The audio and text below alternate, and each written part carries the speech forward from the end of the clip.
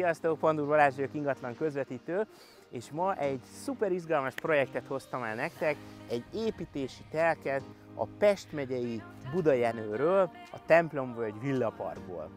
Ez a telek 1500 négyzetméteres, ami 50 méter utcafrontból és 30 méter mélységből épül fel.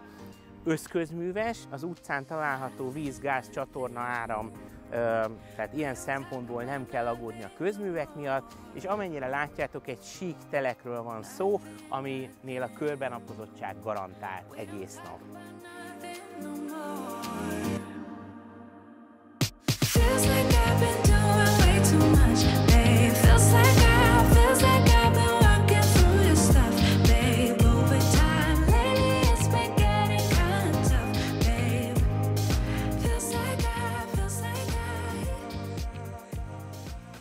Budajenő Budapesttől 22 km-re található, közvetlenül Telki szomszédságában, és ami még jó hír, hogy ez a telek, ami most kerül értékesítésre, közvetlenül egy aszfaltos utcáról közelíthető meg.